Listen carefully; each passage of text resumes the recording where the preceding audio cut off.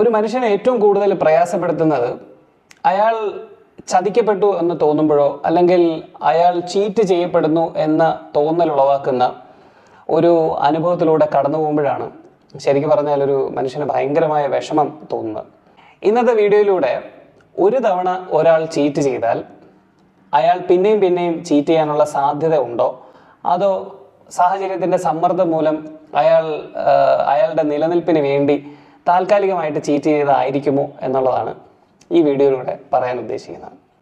ഈ ചീറ്റിംഗ് എന്ന് കേൾക്കുമ്പോൾ പെട്ടെന്ന് തന്നെ നമ്മുടെ ഇപ്പോഴത്തെ ന്യൂസ് മീഡിയയും അതുപോലെ എല്ലാവരും വളരെ ആകാംക്ഷയോടെ കാത്തിരിക്കുന്ന വാർത്തകൾ പോലെ അത് വെറും ഒരു അവിഹിതം എന്ന നിലയിൽ നമുക്ക് ചുരുക്കി കാണാൻ പറ്റുന്ന ഒരു ബിഹേവിയർ അല്ല ഞാനിവിടെ പറയുന്ന ചീറ്റിംഗ് ബിഹേവിയർ.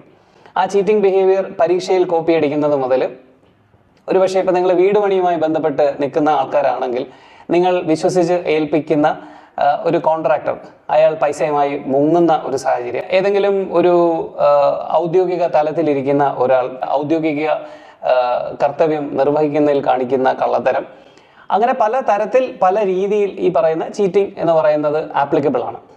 പക്ഷേ നമ്മൾ ഏറ്റവും കൂടുതൽ വാർത്തകളിൽ കാണുന്നതും ഒരുപക്ഷെ ആൾക്കാരെ കൂടുതൽ ആകാംക്ഷയുടെ മുൾമുനയിലൊക്കെ നിർത്തുന്നത് പലപ്പോഴും ഒരു ദാമ്പത്യ ജീവിതത്തിൽ ഉണ്ടാകുന്ന ചീറ്റിംഗ്, ഒരു ഫ്രണ്ട്ഷിപ്പിനിടയിൽ ഉണ്ടാകുന്ന ചീറ്റിംഗ്, കാമുകന്മാർക്കിടയിൽ നടക്കുന്ന ചീറ്റിംഗ്, തേപ്പ് എന്നൊക്കെ പറയുന്ന സാധനങ്ങളാണ് കൂടുതലും ആൾക്കാർ സംസാരിക്കുകയും ചർച്ച ചെയ്യുകയും ഒക്കെ ചെയ്യുന്നത്.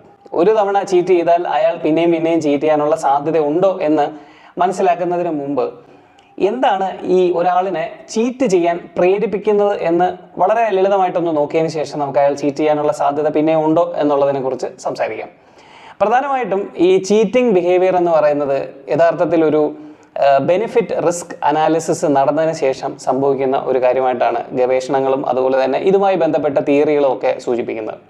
ബെനിഫിറ്റ് റിസ്ക് അനാലിസിസ് എന്ന് പറഞ്ഞാൽ ഈ ചീറ്റിംഗ് നടത്തുന്നത് കണ്ടുപിടിക്കപ്പെട്ടാൽ എനിക്ക് ഉണ്ടാകാൻ സാധ്യതയുള്ള തിക്ത അനുഭവങ്ങളെക്കാൾ കൂടുതലാണ് ആ ചീറ്റിംഗ് ബിഹേവിയറിൽ ഏർപ്പെട്ട് കഴിഞ്ഞാൽ എനിക്ക് കിട്ടുന്ന ബെനിഫിറ്റ് എങ്കിൽ ഞാൻ ചീറ്റ് ചെയ്യാനുള്ള സാധ്യത കൂടുതലാണ് എന്നാണ് ഇതുമായി ബന്ധപ്പെട്ട തിയററ്റിക്കൽ എവിഡൻസ് അതുപോലെ തന്നെ പ്രാക്ടിക്കലായി നടത്തിയിട്ടുള്ള ഗവേഷണങ്ങളൊക്കെ തന്നെ സൂചിപ്പിക്കുന്നത്. എന്ന് പറഞ്ഞാൽ ഉദാഹരണത്തിന് ഇപ്പോൾ നമ്മളൊരു പരീക്ഷ എഴുതുന്നു, ആ പരീക്ഷ എഴുതുന്നത് കോപ്പി അടിക്കുകയും ആ കോപ്പി അടി പിടിക്കപ്പെട്ടാൽ നമുക്ക് വളരെ ലളിതമായ അല്ലെങ്കിൽ ഒരു ഔദ്യോഗികമായി നമ്മളെ ഒരാൾ ശാസിക്കുന്നു, അതുപോലെ അല്ലെങ്കിൽ നമ്മളെ ആ സമയം ഒരു അരമണിക്കൂർ പരീക്ഷ എഴുതാൻ സമ്മതിക്കാതിരിക്കുന്നു, അത്തരത്തിലുള്ള ചെറിയ ചെറിയ പണിഷ്മെൻറ്റുകളൊക്കെയാണ് കിട്ടാൻ സാധ്യതയെങ്കിൽ കോപ്പി അടിക്കാനുള്ള സാധ്യത കൂടുതലാണ് എന്നാണ് ഇതിൻ്റെ അർത്ഥം. Benefit risk analysis. ഇനി രണ്ടാമതായി ചൂണ്ടിക്കാണിക്കുന്ന ഒരു പ്രധാനപ്പെട്ട കാരണം എന്ന് പറയുന്നത് ഒരാൾ ചീറ്റ് ചെയ്ത് കഴിഞ്ഞാൽ അതൊരിക്കലും പിടിക്കപ്പെടില്ല എന്ന തോന്നലുണ്ടെങ്കിൽ. ഉദാഹരണത്തിന് ഞാനൊരു കള്ളത്തരം കാണിക്കുന്നു, പക്ഷെ ആ കള്ളത്തരം കാണിക്കുമ്പോൾ ഞാൻ തന്നെ മനസ്സിൽ വിചാരിക്കുകയാണ് ഈ കള്ളത്തരം ആരും ഒരിക്കലും കണ്ടുപിടിക്കാനുള്ള സാധ്യതയേ ഇല്ല. അങ്ങനെയാണെങ്കിൽ ഒരു ചീറ്റിംഗ് ബിഹേവിയർ ഉണ്ടാകാനുള്ള സാധ്യത വളരെ കൂടുതലാണ്. ഇത് കൂടുതലും സംഭവിക്കുന്നത് ഒരുപക്ഷെ ഹയർ ഒഫീഷ്യൽസിൻ്റെ ഇടയിലോ വളരെ സോഫിസ്റ്റിക്കേറ്റഡ് ആയിട്ടുള്ള വൈറ്റ് കോളർ ക്രൈംസിനകത്തൊക്കെയാണ് ഇത്തരത്തിലുള്ള ചീറ്റിംഗ് ബിഹേവിയറുകൾ ഉണ്ടാകാനുള്ള സാധ്യതയുള്ളത്. മൂന്നാമതായി നമുക്ക് കാണിക്കാൻ പറ്റുന്ന ഒരു ചീറ്റിംഗ് ബിഹേവിയറിൻ്റെ ഉത്ഭവം എന്ന് പറയുന്നത് അമിതമായ സ്ട്രെസ്സും അതുപോലെ തന്നെ പ്രഷർ ടു പെർഫോം എന്ന് പറയുന്ന ഒരു സാഹചര്യം നമ്മുടെ മുമ്പിലുണ്ടെങ്കിൽ അവിടെ ഒരു ചീറ്റിംഗ് ഉണ്ടാകാനുള്ള സാധ്യത വളരെ കൂടുതലാണ്. ഇപ്പോൾ ഉദാഹരണത്തിന് നമുക്ക് സമയം വളരെ കുറവാണ്, പക്ഷേ നമ്മുടെ നിലനിൽപ്പിന് വേണ്ടി ആ കുറഞ്ഞ സമയത്തിനുള്ളിൽ നമ്മൾ ഭയങ്കരമായ എഫേർട്ട് ഇടുകയും നമ്മൾ ഒരു കാര്യം ഡെലിവറി ചെയ്യുകയും വേണ്ടി വരുന്ന ഒരു സാഹചര്യം. അതായത് പഠിക്കാൻ നമുക്ക് വളരെ കുറച്ച് സമയം മാത്രമേ നമ്മുടെ മുമ്പിലുള്ളൂ, എന്നാൽ പരീക്ഷ എഴുതി പാസ്സാകുക എന്ന് പറയുന്നത് വളരെ അത്യാവശ്യമായിട്ടുള്ള ഒരു സംഗതിയാണ്. നമുക്ക് തന്നെ 100% അറിയാം അത്രയും സമയം കൊണ്ട് പഠിച്ചാൽ നമുക്ക് ആ പരീക്ഷ ജയിക്കാൻ പറ്റില്ല. അങ്ങനെ വരികയാണെങ്കിൽ ആ പരീക്ഷയിൽ ചീറ്റ് ചെയ്യാനുള്ള സാധ്യത കൂടുതലാണ് എന്നാണ് അതിൻ്റെ അർത്ഥം.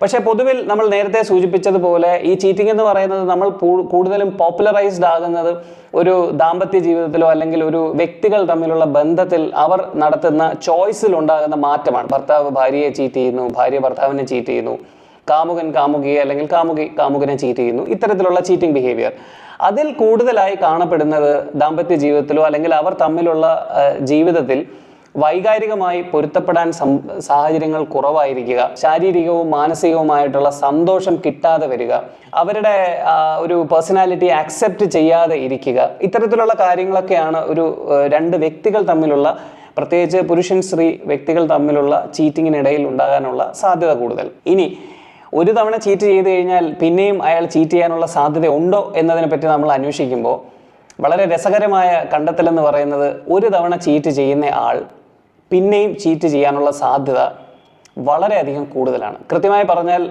3 ഇരട്ടി കൂടുതലാണ്. ഒരാൾ ഒരുപക്ഷെ ഇന്ന് ഒരു കാര്യത്തിൽ ചീറ്റിംഗ് നടത്തിയിട്ടുണ്ടെങ്കിൽ സമാനമായ രീതിയിലുള്ള ചീറ്റിംഗ് അവസരം പിന്നീട് വന്നു കഴിഞ്ഞാൽ അയാൾ വീണ്ടും ചീറ്റ് ചെയ്യാനുള്ള സാധ്യത 3 മടങ്ങ് കൂടുതലാണ്. ഇവിടെ വളരെ ഇൻട്രസ്റ്റിംഗ് ആയിട്ടുള്ള ഒരു എവിഡൻസ് എന്ന് പറയുന്നത്, ഈ ചീറ്റ് ചെയ്യുന്ന ആൾ മാത്രമല്ല, ചീറ്റ് ചെയ്യപ്പെട്ട ആളാണെങ്കിൽ പോലും അയാൾക്കും പിന്നീട് വീണ്ടും ചീറ്റ് ചെയ്യപ്പെടാനുള്ള സാധ്യത വളരെയധികം കൂടുതലാണ്. നമ്മൾ ഇതിൽ നിന്ന് മനസ്സിലാക്കേണ്ട ഒരു പ്രധാനപ്പെട്ട കാര്യം എന്ന് പറയുന്നത്, ഒരാൾ എന്തുകൊണ്ട് ചീറ്റ് ചെയ്യുന്നു, എന്തുകൊണ്ട് ഒരാൾ ചീറ്റ് ചെയ്യപ്പെടുന്നു എന്നുള്ളതൊക്കെ വളരെ സോഫിസ്റ്റിക്കേറ്റഡ് ആയിട്ടുള്ള ഒരുപാട് കാരണങ്ങളുടെ ഒരു സമ്മിശ്രമാണ്. പക്ഷേ ഒരു തവണ ചീറ്റ് ചെയ്താൽ അയാൾ പിന്നെയും ചീറ്റ് ചെയ്യാനുള്ള സാധ്യത വളരെ കൂടുതലാണ്. നമ്മൾ ചീറ്റ് ചെയ്യപ്പെട്ടാൽ വീണ്ടും ചീറ്റ് ചെയ്യപ്പെടാനുള്ള സാധ്യതയും വളരെ കൂടുതലാണ്. അങ്ങനെയാണെങ്കിൽ നിങ്ങളുടെ ജീവിതത്തിൽ നിങ്ങൾ എപ്പോഴെങ്കിലും ആരെങ്കിലും ചീറ്റ് ചെയ്തിട്ടുണ്ടോ? നിങ്ങളെ ആരെങ്കിലും ചീറ്റ് ചെയ്തിട്ടുണ്ടോ? നിങ്ങൾക്ക് അത്തരത്തിലുള്ള ഒരു അനുഭവം ഉണ്ടായിട്ടുണ്ടെങ്കിൽ അത് നിങ്ങൾ എങ്ങനെയാണ് നേരിട്ടത്? ഇനി നിങ്ങൾ ചീറ്റ് ചെയ്യപ്പെടാതിരിക്കാൻ വേണ്ടി നിങ്ങൾ എന്തൊക്കെയാണ് തയ്യാറെടുപ്പുകൾ നടത്തുന്നത്? Please do comment. Thank you so much for watching. ഈ വീഡിയോ നിങ്ങൾക്ക് ഇഷ്ടമാവുകയാണെങ്കിൽ തീർച്ചയായിട്ടും വീഡിയോ ലൈക്ക് ചെയ്യുക. അതോടൊപ്പം തന്നെ ചാനൽ സബ്സ്ക്രൈബ് ചെയ്യുക. വീണ്ടും നമുക്ക് അടുത്ത ആഴ്ച പുതിയൊരു ടോപ്പിക്കുമായി കാണാം. Thanks again.